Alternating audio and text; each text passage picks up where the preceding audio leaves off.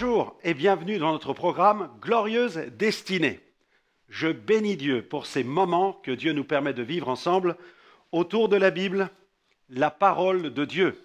En réalisant cette émission, notre désir est de vous encourager. Et aujourd'hui, j'aimerais vous parler de la puissance et de l'efficacité de l'œuvre de la croix. La croix n'est pas une défaite. La mort sur la croix de Jésus est une œuvre victorieuse. D'ailleurs, je vous propose de prier en remettant ces moments entre les mains de Dieu. Seigneur, nous te bénissons pour la puissance de l'œuvre de la croix, pour la folie de la prédication de la croix, pour l'efficacité du sacrifice de Jésus à la croix. Merci pour la croix, merci pour cette œuvre, merci pour la mort de Jésus, qui a triomphé à la croix de la puissance du diable, de la puissance de la maladie, de la puissance de la mort, des malédictions, qui a triomphé de la puissance du péché et de l'enfer, de la perdition. Nous te louons parce qu'à la croix, tu as tout vaincu, Seigneur. Et nous sommes réunis autour de ta parole, mais aussi autour de la victoire de la croix. À toi soit toute la gloire au nom de Jésus. Amen, amen. La puissance de l'œuvre de la croix. Et je veux saisir l'occasion donc de ce programme pour vous parler de ce livre que j'ai eu la joie d'écrire qui s'intitule « Ce que le diable ne veut pas que vous sachiez ». Il y a des choses qu'il voudrait voir disparaître du message de l'Évangile, et s'il est une chose qu'il voudrait voir être enlevée de ce message, c'est bien la prédication de la croix. Et dans ce livre, je parle de plusieurs sujets, comme le diable ne veut pas que l'homme sache que Dieu existe et qu'il a un plan pour sa vie. Le diable ne veut pas que l'homme entende la parole de Dieu. Le diable ne veut pas que l'homme soit éclairé sur son état de péché, sa condition spirituelle. Il ne veut pas que l'homme connaisse les lois de Dieu. Il ne veut pas que les yeux de l'homme s'ouvrent sur la personne de Jésus, donc sa divinité. Il veut porter atteinte à la divinité de Jésus.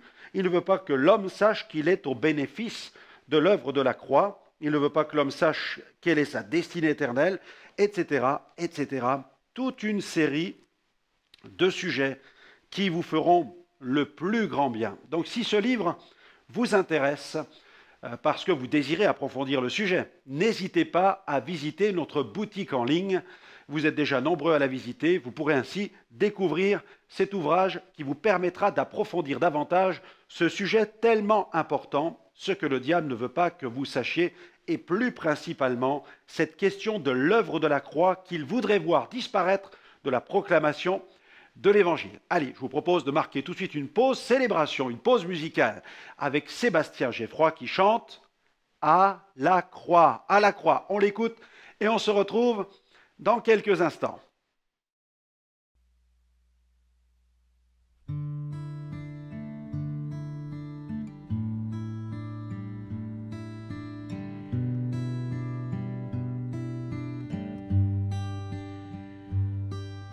Comment imaginer que face à ma souillure, l'être le plus pur se soit approché de moi?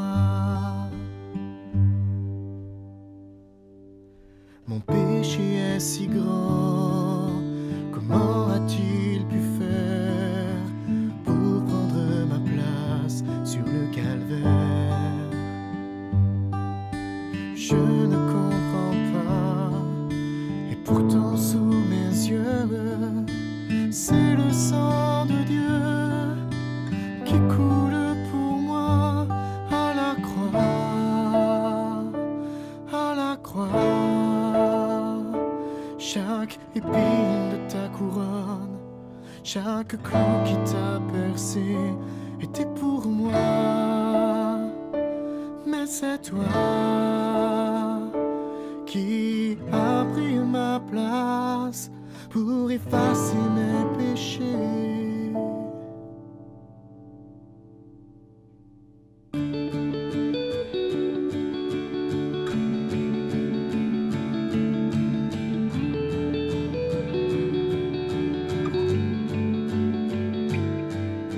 Je ne comprends pas, et pourtant sous mes yeux, c'est le sang de Dieu qui coule pour moi à la croix.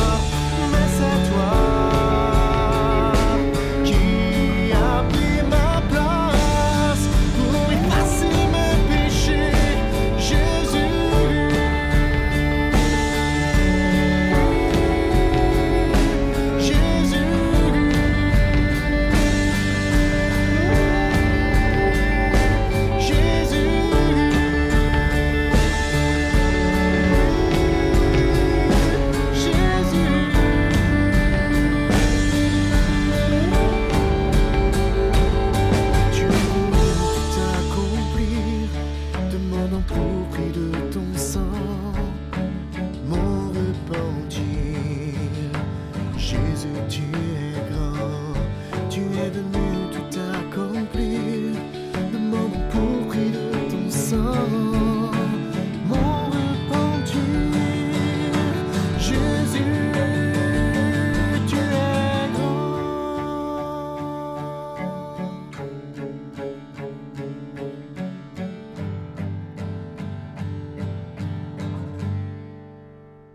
Merci à Sébastien pour ce chant qui exalte l'œuvre de Christ à la croix. Le diable ne veut pas que l'homme sache qu'il est au bénéfice de l'œuvre de la croix. Dieu veut faire briller la splendeur et la gloire de l'évangile du Christ dans la vie de tous les êtres humains. Le diable, quant à lui, veut jeter un voile de ténèbres sur l'intelligence des êtres humains afin de les tenir à distance de l'évangile de Christ. Il œuvre de telle manière à troubler les esprits, voiler l'intelligence et la compréhension du message de l'Évangile, du message de Dieu. Pas étonnant que Jésus l'ait présenté comme le voleur de la bonne semence. Regardez dans Matthieu chapitre 13, Matthieu 13, verset 19, Jésus dit « Lorsqu'un homme écoute la parole du royaume et ne la comprend pas, le malin vient, il enlève ce qui a été semé dans son cœur. Cet homme est celui qui a reçu la semence le long du chemin. » Il n'a surtout pas intérêt, le diable, à ce que l'homme entende l'évangile de Dieu, car cet évangile contient le message de la croix, et celui-ci annonce clairement la défaite du diable et la victoire de Jésus. La croix est le symbole de la défaite du diable. La Bible affirme que les forces de ténèbres sont vaincues à cause de l'œuvre que Jésus a accomplie sur la croix. Dans Colossiens, chapitre 2, verset 15, l'apôtre Paul écrit ceci. « Jésus, il a dépouillé les dominations et les autorités et les a livrées publiquement en spectacle en triomphant d'elles par la croix. » L'Évangile proclame que notre ennemi Satan est un ennemi vaincu. Alléluia. Dans un pays qui était fortement influencé par la sorcellerie, le missionnaire Lester Sumrall raconte qu'il fut invité à proclamer la bonne nouvelle dans un village où vivaient des indigènes. Alors qu'il approchait du village, il a remarqué qu'un sorcier se tenait sur le bord de la route et qu'il accomplissait toutes sortes d'incantations. Il en appelait aux forces de ténèbres afin de contrecarrer les projets d'évangélisation du missionnaire. Mais l'homme de Dieu ne s'est pas laissé décourager pour autant. Il a ralenti son véhicule, il s'est garé sur le bas-côté de la route. Il est descendu et il s'est approché du sorcier qui, visiblement, était animé de mauvais esprits. Ses yeux étaient comme exorbités. Face au sorcier, le missionnaire s'adressa aux puissances qui animaient cet agent des ténèbres. Il a dit « Au nom de Jésus, sors de cet homme démon !» Soudain, le sorcier tomba à terre. Les démons se mirent à le secouer avec une grande violence. Le serviteur de Dieu reprit place dans son véhicule, continua sa route et entra dans le village.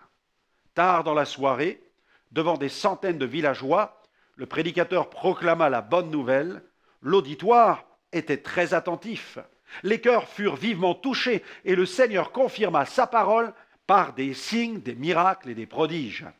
La réunion terminée, on a mené le missionnaire dans une case où un lit lui avait été préparé. L'homme de Dieu a pris place sur le bord du lit pour reprendre ses forces. La réunion avait été tellement intense, il était exténué. Il avait besoin de reprendre son souffle, il avait besoin de repos, il lui fallait renouveler ses forces. Mais brusquement, un vent puissant, un vent tourbillonnant est entré par la fenêtre de sa case et s'est mis à secouer tout ce qui se trouvait dans la pièce. Le lit du missionnaire, qui était appuyé contre le mur de la chambre, fut comme tiré par une main invisible vers le centre de la pièce. À ce moment-là, Lester Sumrall comprit que ce vent n'était pas un vent d'origine naturelle, mais plutôt d'origine surnaturelle, et dans le cas présent, d'origine satanique. Il comprit alors que les sorciers de la région s'étaient ligués contre lui et qu'ils étaient bien décidés à le faire partir. Mais c'était mal connaître cet homme de grande expérience. Il se dressa au beau milieu de sa chambre et prit autorité sur les forces de ténèbres qu'il réprima. il leur commanda de quitter sa chambre, mais avant cela, il exigea de l'ennemi qu'il remette son lit à sa place. Le lit fut une nouvelle fois secoué violemment, et il reprit place contre le mur. Le vent quitta la pièce de la même manière qu'il était entré. L'Évangile triompha des ténèbres. En proclamant le nom de Jésus, devant les forces des ténèbres, le missionnaire avait agité la bannière de la croix. Une fois encore, la croix mit l'ennemi en fuite. C'est avec raison que Pierre nous adresse cet avertissement. Veillez, votre adversaire le diable rôde comme un lion rugissant cherchant qui dévorer. L'ennemi est malin, subtil et puissant. Il désire nous aveugler, nous faire douter de ce qui est écrit, nous déstabiliser.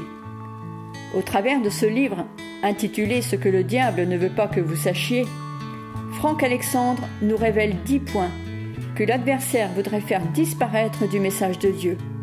Découvrez-les, revêtez-vous des armes de Dieu, résistez-lui et il fuira loin de vous.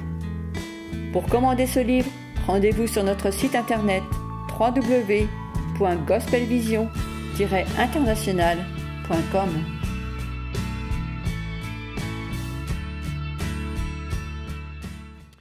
La croix. La croix est le symbole de la victoire de Jésus. Dans Hébreux chapitre 12, verset 2, l'auteur écrit ceci concernant Jésus. Au lieu de la joie qui lui était proposée, il a supporté la croix, méprisé la honte et s'est assis à la droite du trône de Dieu. Le diable ne veut pas que l'homme entende parler du message de la croix, car lorsque nous parlons de la croix, nous parlons de la victoire du Christ. Pour les chrétiens authentiques, la croix n'est pas le symbole d'une défaite, non, elle est le symbole de la victoire totale de Jésus sur les forces adverses.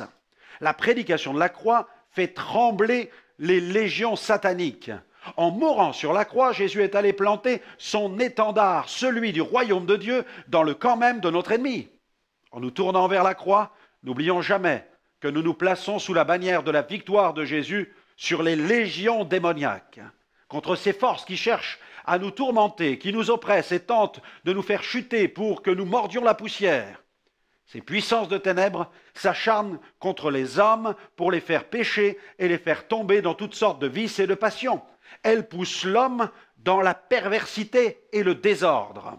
Mais lorsque nous nous plaçons sous la bannière de la croix, nous nous plaçons sous la bannière de celui qui a le pouvoir de nous rendre parfaitement libres.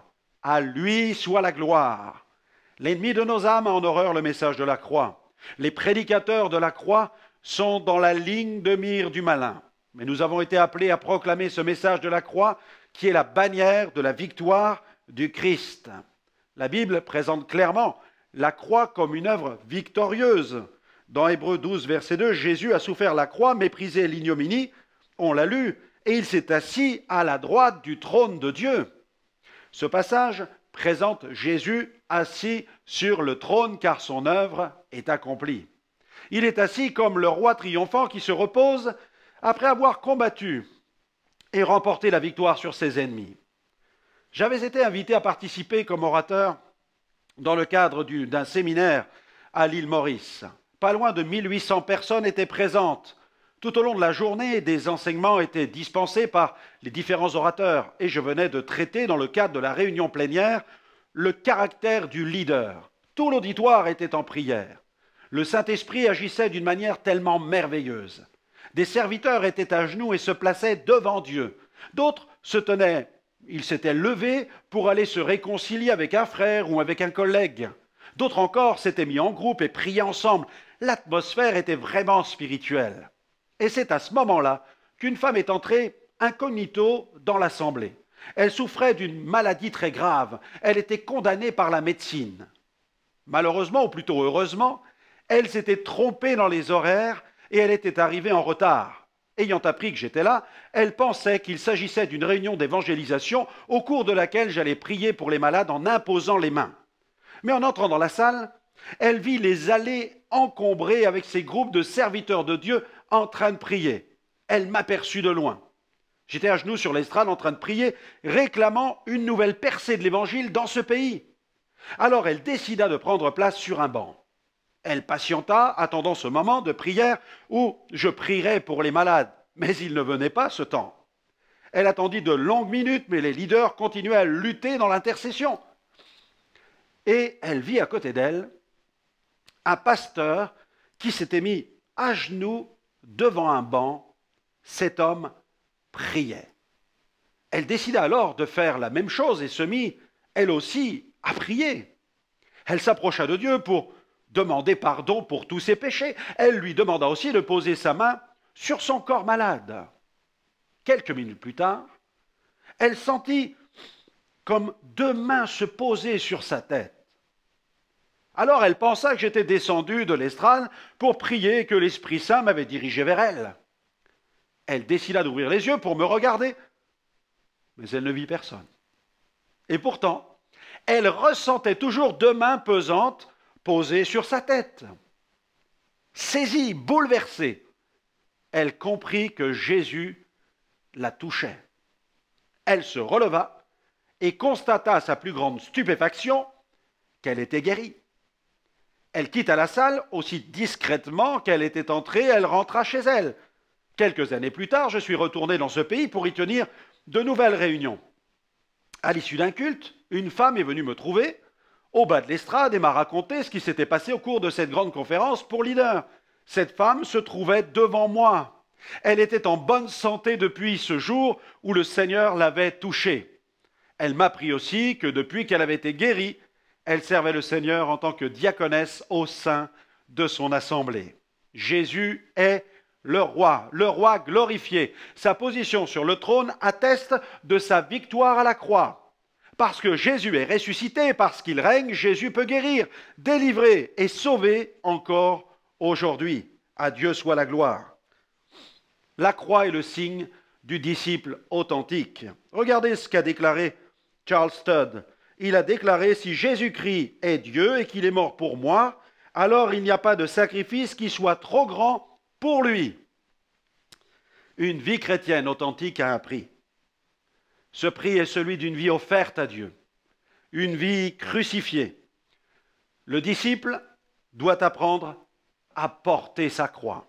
Mais le diable aimerait nous entendre prêcher un évangile dans lequel on fait miroiter aux auditeurs toutes sortes de promesses et de bénédictions sans la croix. Cependant, même si le salut est gratuit, l'entrée au ciel, quant à elle, est soumise à certaines conditions. Et l'une de ces conditions est celle du renoncement à soi-même. Nul ne peut aller au ciel au prix de l'enfer. John Bunyan a dit « Vous avez choisi le chemin le plus ardu, mais il mène directement au sommet de la montagne. » La croix est la puissance de Dieu pour le salut de tous les hommes. L'apôtre Paul a écrit dans sa première épître aux Corinthiens, chapitre 1er, verset 18, « Car la prédication de la croix est une folie pour ceux qui périssent, mais pour nous qui sommes sauvés, elle est une puissance de Dieu. » Lorsque les incrédules nous entendent prêcher la croix, ils pensent que nous perdons la tête. Ils perçoivent ce message de la croix comme une folie. Pourquoi? Parce qu'ils périssent. Mais pour nous qui sommes sauvés, ce message de la croix est une puissance de Dieu. Jésus est le conquérant aux pieds ensanglantés. Dans ce livre intitulé « Ce que le diable ne veut pas que vous sachiez », Franck Alexandre nous révèle ce que l'ennemi désire nous cacher. 10 points qu'il voudrait voir disparaître du message de Dieu. Vous désirez en prendre connaissance? Alors commandez ce livre sur notre site www.gospelvision-international.com. La croix incarne la victoire sur la puissance du péché. En mourant sur la croix, Jésus a brisé le mur qui nous séparait de Dieu. Mais il a brisé aussi le mur de séparation qui existait entre les hommes. En Jésus, Dieu crée un homme nouveau. C'est pourquoi aujourd'hui, tous les hommes qui désirent être sauvés doivent se tourner vers la croix du Christ, c'est-à-dire vers cette œuvre du tout accompli de Golgotha. Car cette œuvre parfaitement accomplie qui nous rend victorieux sur la puissance de nos péchés. Lorsque nous approchons de l'œuvre de la croix, nous sommes alors lavés de nos péchés. L'opportunité nous est offerte de devenir une nouvelle créature. Paul a déclaré dans sa deuxième épître aux Corinthiens, chapitre 5, verset 17, « Si quelqu'un est en Christ, il est une nouvelle création. Les choses anciennes sont passées, voici toutes choses sont devenues nouvelles. » La croix permet aussi d'obtenir la paix avec Dieu. La Bible dit dans Colossiens 1,20, « Il a fait la paix avec Dieu par le sang de la croix. » Jésus a établi la paix avec Dieu par la croix. La croix nous permet de faire la paix avec Dieu, quels que soient nos péchés, quels que soient nos fardeaux. Jésus est le seul qui puisse nous en délivrer. Il est le seul qui ait donné sa vie pour nous. Jésus n'a pas triomphé de nos ennemis avec des mains armées. Il a triomphé avec des mains percées. La croix nous permet aussi de faire la paix avec nous-mêmes. Au cours de mes nombreux voyages dans le monde, j'ai rencontré une multitude de gens qui croient en toutes sortes de choses, aux esprits des ancêtres, à l'influence des astres, à la puissance des démons, à la magie, aux fétiches. Je me suis retrouvé face aux grands temples hindous, à des statues de Bouddha gigantesques, mais devant ces monuments, je n'ai pas trouvé d'hommes en paix. J'y ai rencontré des hommes vivant dans la crainte et la peur. Jésus est le seul qui puisse donner la vraie paix. Sur ma route, j'ai aussi croisé des gens qui ont fait une rencontre personnelle avec Jésus, des gens qui ont fait la paix avec Dieu, la paix avec les autres, mais aussi la paix avec eux-mêmes. Bon nombre d'entre eux ont connu le jour béni où ils ont déposé leurs armes. Parfois, il s'agissait de machettes. Dans d'autres cas, il fut question de kalachnikov. Jésus est le seul qui puisse désamorcer un cœur sur le point d'exploser. Vous connaissez certainement des gens qui n'ont commis aucun crime, des gens qui cherchent le bien-être de leur prochain, qui honorent leur père et leur mère, qui font le maximum pour respecter la loi morale de Dieu. Mais il leur manque quelque chose, une assurance, une certitude concernant le salut. Le cœur doit être lavé dans le sang précieux de Jésus. Chaque être humain qui aspire à la vie éternelle, à la paix avec Dieu, doit impérativement passer par ce lieu de purification qui s'appelle la croix du calvaire. Dieu ne peut sauver un homme sur la base de ses mérites personnels, car la Bible affirme qu'il n'y a pas un juste, pas même un seul. Elle affirme aussi que tous ont péché, que tous sont privés de la gloire de Dieu. Nous ne pouvons pas nous confier dans une religion. La Bible nous apprend que notre justice est comme un vêtement souillé devant Dieu. Dans Ésaïe 64, verset 6, il est écrit « Nous sommes tous devenus comme impurs, comme un objet impur, et tous nos actes de justice sont comme un vêtement pollué ou un vêtement souillé. » Tant que l'homme ne se tourne pas vers la croix, il y a comme un écrit juridique qui pèse contre lui. Cet écrit, cet acte est celui de la loi de Moïse. À cause de nos péchés, cette loi nous condamne, car aucun homme ne peut répondre à ses exigences. Le seul qui fut capable d'accomplir la loi, c'est le Christ lui-même. Et en mourant sur la croix, Jésus a cloué l'acte qui nous condamnait.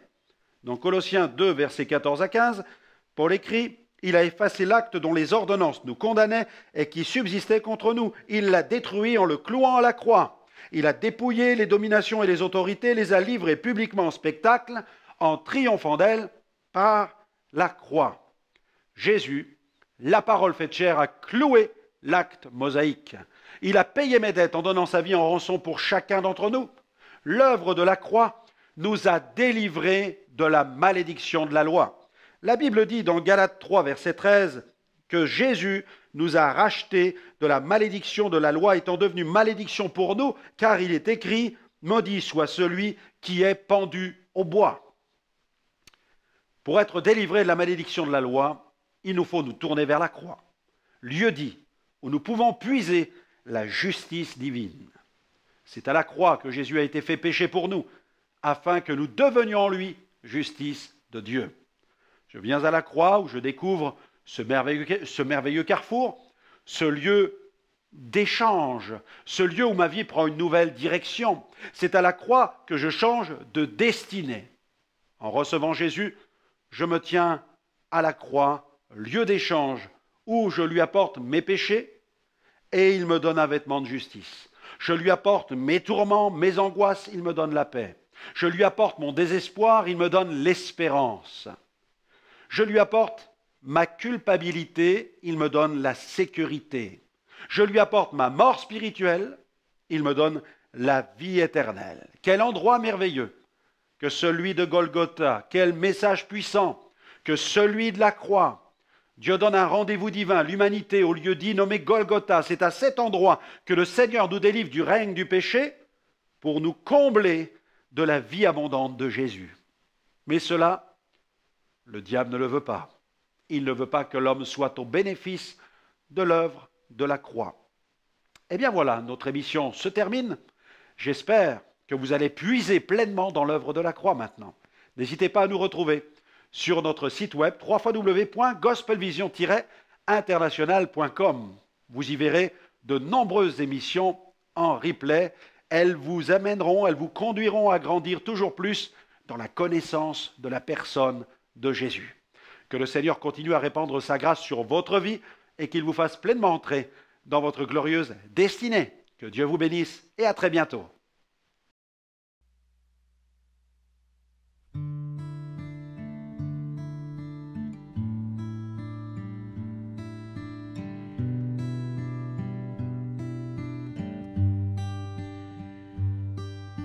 Comment imaginer que face à ma souillure, l'être le plus pur se soit approché de moi. Mon péché est si grand, comment as-tu